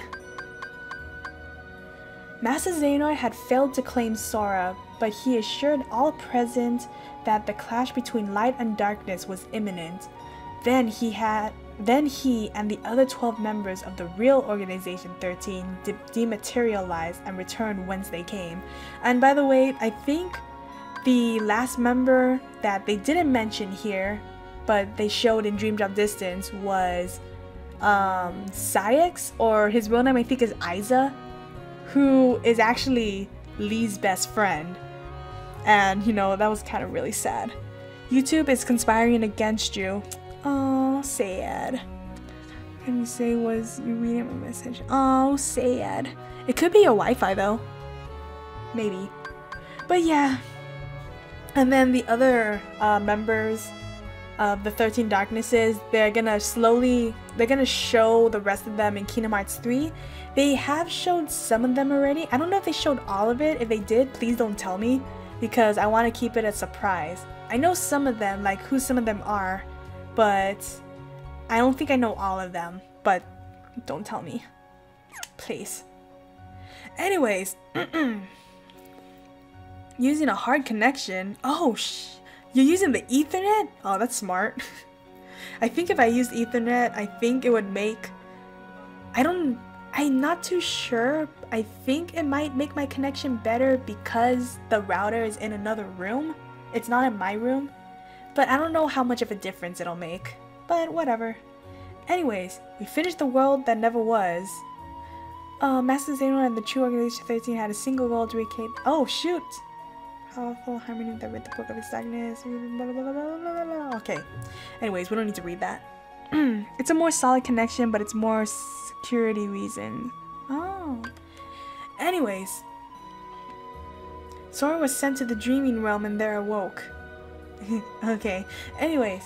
So, now we're back in the mysterious tower. Because we finished the one that never was.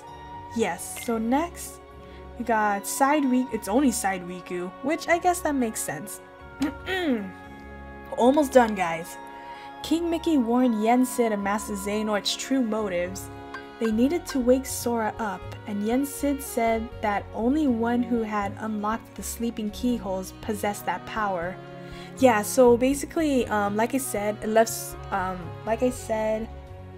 Sora's fight with Xemnas left him in a really weakened state, to the point where I think it's more like his heart was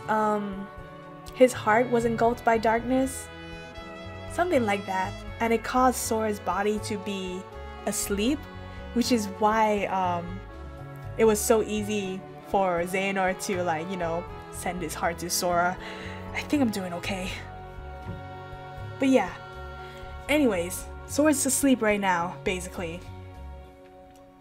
Oh yeah, the best way to explain this is that the exact same thing happened to Ven. Remember when his clash with Vanitas left him in a weakened state?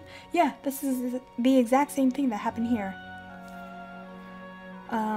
Here. And even if that person reached the abyss, oh yeah, I should probably... The only one who had unlocked the sleeping keyholes possessed that power to wake up Sora. And even if that person reached the abyss into which Sora's heart had fallen, they might never return from the darkness. But Riku had heard Sora calling to him and knew he must be the one to make the dive back into Sora's slumber. In the abyss, Riku was attacked by a suit of armor clad in deepest darkness. He defeated the armor and freed Sora from its defenses, then watched helplessly as his friend sank into the darkness. Yeah, it was really sad. Did he do the right thing? Only Sora's Keyblade remained. Riku took it and unlocked the keyhole. Yep, good. Riku's eyes blinked open. He was home, on their island, on Destiny Island. Figures appeared asking difficult questions. Roxas, another boy who looked like Roxas, and a girl with raven hair. Yes, I think I mentioned it before, but basically Roxas and Ven look like the same person, and that actually has to do, I don't know, did I mention that?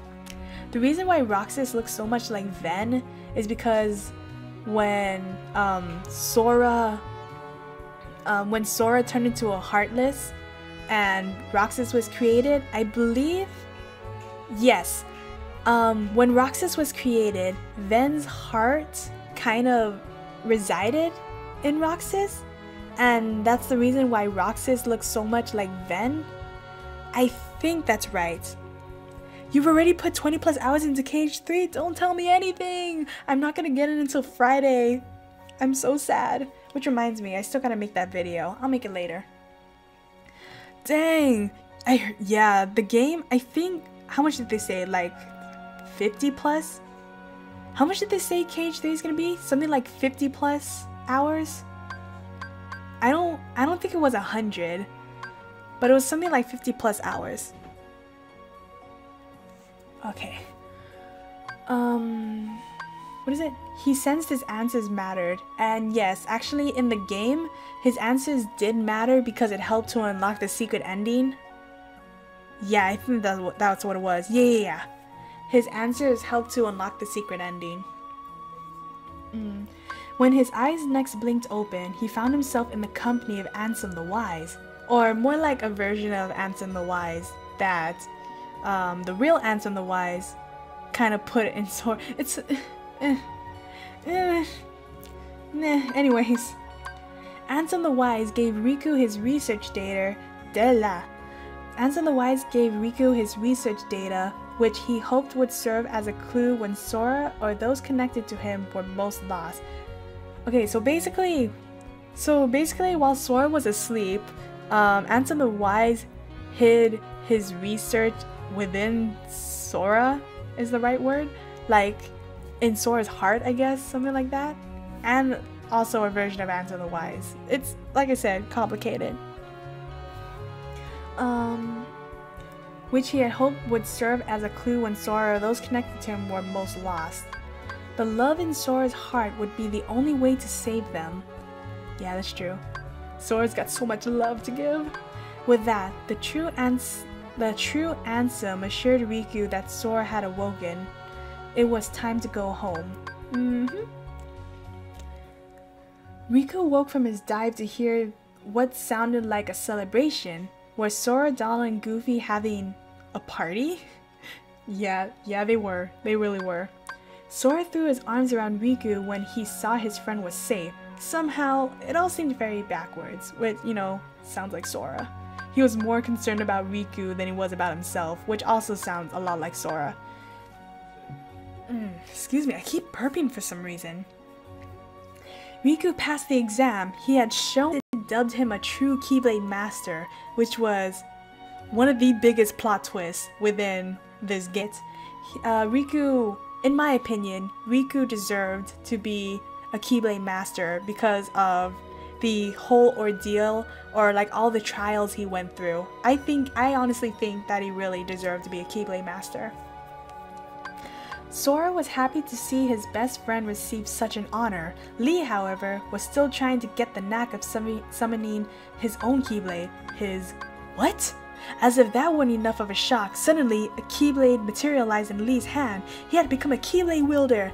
Yes, another plot twist. The reason why Lee went to Yen Sid was in order to train to become a Keyblade wielder, and now he finally got his Keyblade to materialize, which, good for him.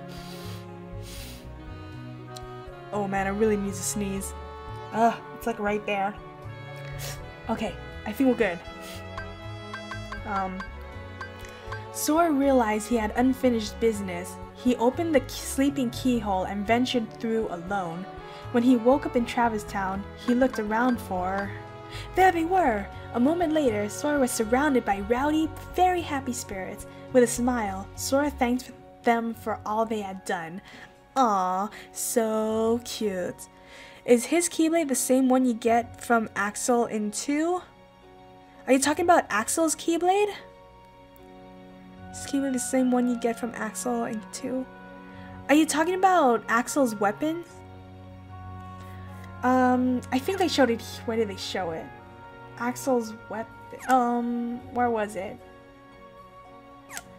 I saw it somewhere. Was it reports? No. I think it was... No. They showed it somewhere. There. Can you see that?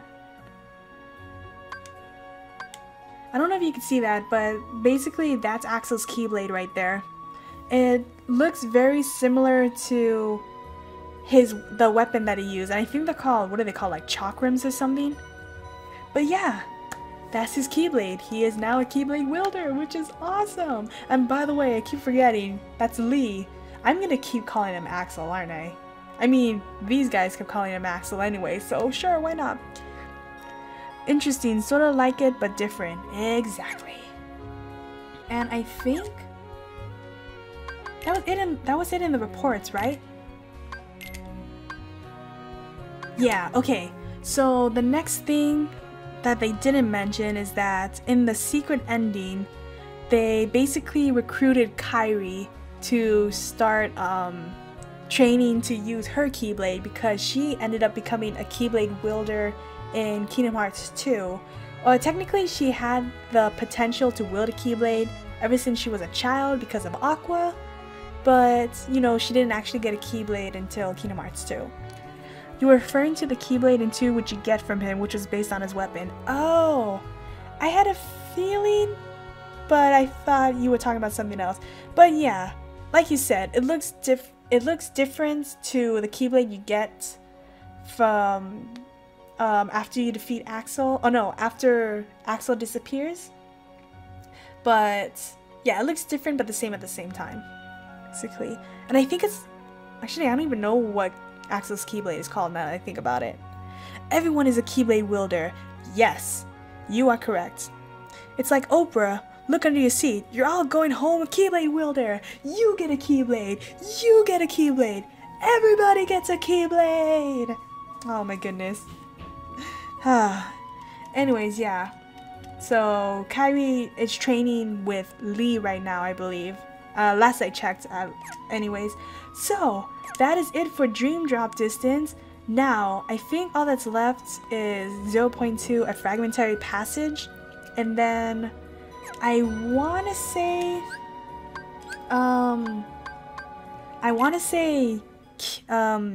Kingdom Hearts Key, but I don't think there's really much to explain with that. I think the only thing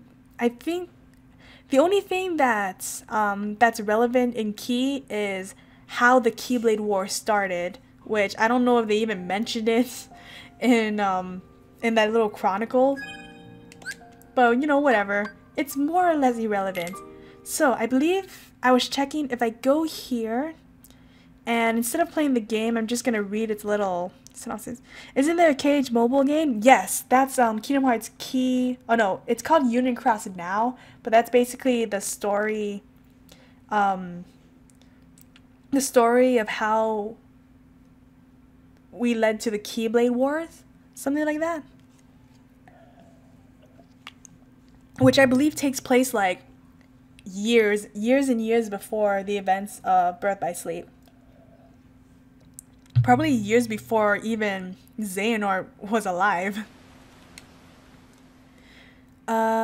Is it good? I mean, it's okay. It's one of those games that it updates like once a month, I want to say, but lately the updates have only been like what, like 5 quests or something like that. It's an okay game, I guess is the right word. Is it this one? I'm trying to remember where it was, unless I have to go into the actual game. Config. Hold on, let's go into the actual game. Did I go back into the actual game? Wait, continue. I think so. I'm supposed to go into the actual game.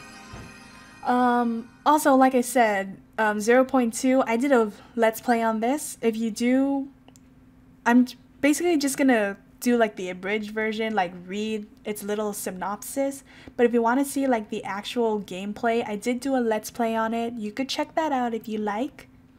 And then I think, I have like technically 2 Let's Plays of it. The first one, since I was using my PS4 to record it, it blocked like towards the ending. So the only thing you would see me do for that is just react to the cutscenes towards the end.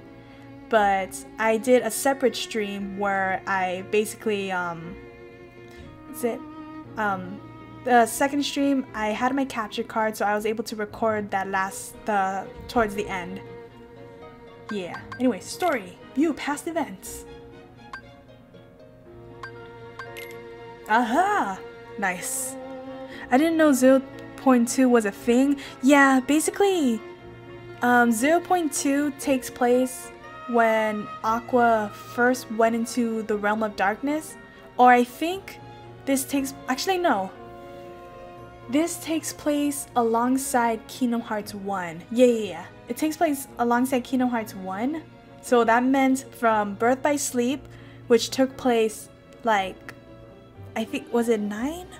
No, it took place 10 years before the events of Kingdom Hearts 1. So for 10 years, Aqua had been trapped in the realm of darkness, which...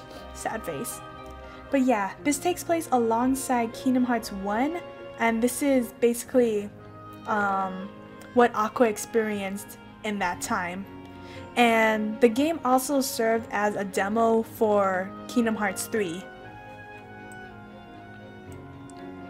Your sub feed just got flooded with KH3 LPs. Yeah, I bet. I freaking bet they did. Anyways, back. This is Birth by Sleep, the story so far. We kind of went over this already, so we'll be fine. Okay. The world is coming to an end as Kingdom Hearts, a dark cloaked figure boxed by his feet, decorated with an emblem of a goat. In the center of the blade is a giant glistening eye that reflects countless keyblades abandoned by their wielders. Okay, this is basically the Keyblade War right now. The dark cloaked figure, I believe, was part of this group called the Foretellers, and his name was Luciu, I believe is what they pronounced it. And the black box and the Keyblade were given to him by his master? Something like that. This is why I'm wondering if I should explain Key or not. But basically, all you really need to know is that this black cloaked figure is the reason why, well, not, what is it? I might need help with this. Yes, it is. Should I play? Oh, okay, you were talking about... Okay, never mind. You guys go ahead. The black coat figure, I believe... Well, this is me theorizing though, like just from what I know. Because the black cloaked figure, or I should be calling him Luciu, huh?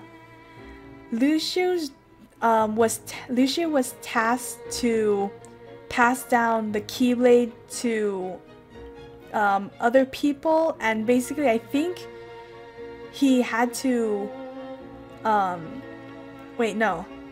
basically he was tasked to pass down that Keyblade from generation to generation. So say he had to find an apprentice to wield that Keyblade, and then that apprentice, once he was able to use that Keyblade, he had to find an apprentice and just pass it down until eventually it went to Xehanort, and that's his current Keyblade right now.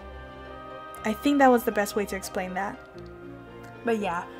But the reason why he had to pass it down was like for something that they explained in Kingdom Hearts Key, and I don't know if I want to get into that. I could get into it, but maybe after I explain 0.2. But yeah. As the battle with Xehanort draws near, Yensid reveals the existence of Keyblade wielders Ventus, Terra, and Aqua, 3 of the 7 Guardians of Light. However, all have disappeared from this world. The king had encountered one, Aqua, in the realm of darkness, and he shares their tale. Yep, exactly. Anyways, so here's Aqua. Wandering through the realm of darkness, Aqua discovers a familiar sight, the Castle of Dreams, which, that's one of the worlds she encountered in Birth by Sleep. There, she sees Terra, but he vanishes without a word. Was it merely a vision projected by her hopes? Her memories? Yep. Oh shoot, there you go. I was looking for this. But yeah, oof. Oh, look, it's so pretty. By the way, this Keyblade on the bottom left, that's called the Starlight Keyblade. And that's the first Keyblade you get in Union Cross or Key, whatever you call it. And actually, because I was playing Union Cross, and I did something on Union. If you play Union Cross and like they have these mini games from the mini games that you get to play in Kingdom Hearts 3, because I achieved like a certain goal within those mini games, I got a product code to get the Starlight Keyblade in Kingdom Hearts 3. So be looking forward to that, y'all. Anyways, there's Riku, Kairi, and then King Mickey, and then Yensid. Also, I love the little I don't know what it's called, but like the depth perception that they put here, because you could see like up in the front it's blurry, and then it goes to clear, and then behind them it's blurry. Yeah, that's nice, by the way. Then here's the Castle of Dreams that Aqua is in. This looks so cool, man. Oh my god. Oh, Aqua, you're so beautiful. I want to play Kingdom Hearts 3 so badly, but I won't get it till Friday. Anyways, as she continues to explore the darkness, she comes across a glass coffin identical to the one from Dwarf Woodlands. Yo, my voice is going. I'm sad. Seeing her friend... Oh wait, in it lies an illusion of Ventus. Seeing her friend, she's reminded of her promise to return and wake him. Yeah, because if you guys remember, Ventus is kind of sleeping right now. He's been sleeping for 10 years? That's bad. Feeling as though she's being watched, she turns around to discover a mirror. She leans in to touch it, and a hand reaches out and pulls her inside. Once there, she's attacked by phantom versions of herself, all of whom try to break her resolve. Yeah, excuse me, that was pretty crazy as well. Oh my gosh, I'm very burpy right now. I hate that. That world. However, it makes her realize the darkness is slowly eating its darkness. Yeah, that's to be expected. Dude, that looks so good. I mean, it could look better, but it still looks so good. Before Aqua stands another familiar sight, this one covered in ivy, Enchanted Dominion. As she's about to venture inside, illusions of Terra and Ventus appear. Though she knows in her heart her friends aren't really there, she chases after them, defeating dwellers of darkness along the way. Yeah, because at this point she doesn't know, because the Heartless didn't exist in her time. She doesn't know that the dwellers of darkness in this world are called Heartless. She finally catches up to her friends. However, only Terra responds to her voice, as his heart is still connected to the darkness. Yes, because of, you know, Xehanort possessing Terra. Frickin' Xehanort. Ventus, his expression vacant, still sleeps in his hiding place. Terra explains that Xehanort is looking for Ven. As Aqua is about to reassure him, all of a sudden, Terra begins to act strangely. He's taken over by Xehanort, who yearns to discover where Ven is hiding. However, Terra's heart holds strong as they struggle, which was a really cool scene, by the way. Out of nowhere, large hands grab Aqua and Ven, lifting them off their feet. As she loses consciousness, she watches Terra muster all his strength and pull away from Xehanort's hold. Ooh. Yes. Anyways. Look, it's Mickey! As Aqua drifts within the darkness, Mickey reaches out for her. She awakens, only to realize the images of Terra and Ventus are nowhere to be seen. She then learns from Mickey that 10 years have passed in the realm of light, and that the threat of darkness looms ever closer. On top of that, Terra still hasn't been found. Mickey explains that he's looking for a Keyblade that could prevent the spreading of darkness, and Aqua decides to search with him. Yup, and I think I didn't get into it, but in Kingdom Hearts 1, this is the reason why Mickey went to the realm of darkness. Yeah, I didn't really explain it much when we were talking about Kingdom Hearts 1. But yeah. Before long, they arrive on a beach beneath a clear blue sky. Aqua shares that this is the place she met Sora and Riku, Destiny Islands. Hearing that convinces Mickey they're in the right place. Yup. They find a cave and within it, behind the door, the Keyblade. Yup. And I think it's called like Kingdom Key D or something, and D stood for darkness, something like that. Mickey takes it in his hand. A bright light engulfs them, and when they open their eyes, they find themselves before the open door to Kingdom Hearts, and this is the Kingdom Hearts in the first game. To prevent darkness from escaping and destroying other worlds, Mickey knows he must close the door with the combined power of his and Sora's Keyblades. It's not long before Riku appears to close the door, but he's chased by a monster of darkness. Aqua steps in front of the creature's path and is swept outside the cave. The door to the outside world vanishes, separating Mickey and Aqua. Yup.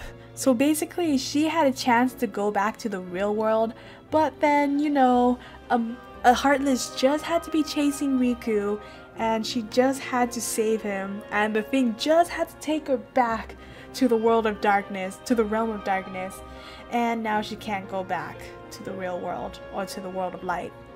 Sad face. What is it?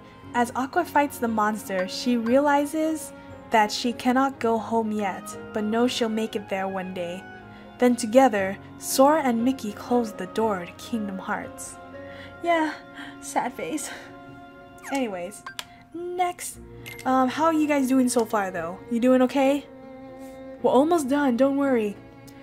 Laying on the beach, Aqua watches as the world restores itself around her. Left behind in the darkness, she falls deeper and deeper into the abyss. However, her expression is peaceful and serene. May our hearts be our guiding key. In the dark margin, a figure in black stands amongst the rocks. Slowly, Aqua approaches him. Oh yeah, by the way, this dark figure, I think they mentioned it in the Birth by Sleep, that this dark figure is actually, oh wait, no, I didn't talk about it yet because it didn't happen, because we didn't, what is it? We didn't, like, get to that. So basically, the figure in black that she meets in the dark margin is actually Xehanort the Wise, and he is in the Organization 13 cloak, and he's the one who tells Aqua that the realm of light has been saved multiple times from Sora and the gang, and what is it? And that gave her hope for the future, basically. So yeah, good times. Epilogue. There we go. There we go. Our three boys. Sora, Donald, and Goofy. Look at Sora. Anyways, epilogue. The king's story ends there. Jensen reveals that he had forbidden Mickey from speaking of his meeting with Aqua because no one held the power to rescue her from the realm of darkness. However, things have changed and the king and Riku are determined to save her. Meanwhile, the new Keyblade wielder Kairi begins her training with Lee under the wizard Merlin. Sora returns from his journey to the sleeping world and reunites with Donald and Goofy. Jensen states that in order to defeat Xehanort, Sora must reclaim the powers he lost from nearly becoming a dark vessel, and acquire the ability to awaken sleeping allies. Yup. With that, Sora, Donald, and Goofy embark on a brand new adventure. And then, this right here will lead straight into Kingdom Hearts 3, because at the end of this cutscene, it reveals that these guys are on their way to meet with, they're on their way to Olympus Coliseum to meet with Hercules, because since Sora lost his powers that he gained from not only Dream Drop Distance, but like from the other games basically, not only did he lose like his powers, or like, yeah, he had to meet with Hercules because he was another person who lost his powers and was able to regain them. So Sora and company are now going to Olympus Coliseum to figure out, you know, how is Sora gonna get his powers back. And then Kingdom Hearts 3! Boom! Oh god, I'm so excited. Huh. Oh, that's it, y'all. We did it. I mean, we could go over Union Cross, but I think we'll be okay without that. Maybe not, but if anything, I can always explain it when I do play Kingdom Hearts 3, eventually. So, that's it. We did it. We did it. We did it. Anyways, I'm just gonna... Should I? Stop it. I'm just gonna go back to the title screen. So, I hope you guys enjoyed this. It took us a total of 4 hours to explain all of the Kingdom Hearts games, and oh my god, my throat hurts. But I can talk about is now. So like I purchased the Kingdom Hearts PS4 Pro, and that comes in Friday the earliest. So my plan for now is to just stream. Right now I'm just gonna stream Kingdom Hearts 3, and I'm gonna be streaming the first part on Friday on YouTube, and then after that I'm just gonna stream on Twitch. And the reason why I'm gonna stream on Twitch, because it makes it easier to break up the stream into parts to put on YouTube, so that way you don't have to, that way you don't get bombarded by like 3-hour videos, because I don't want to do that to you guys. The plan is I want to stream 2 times a week, so more than likely these streams are gonna be Tuesdays and Wednesdays. And if I'm able to do, and if I'm okay streaming 2 times a week, I'm gonna add a 3rd day, because I want to try and get through this game as soon as possible. What is it? You did it. Be proud. It's a long series to only be in the 3rd game. I know, right? But yes, I am so happy we finished these explanations. So where did I leave off? For now, we're going to be streaming 2 times a week. If I get into the groove of it, then I'm going to change it to 3 times a week.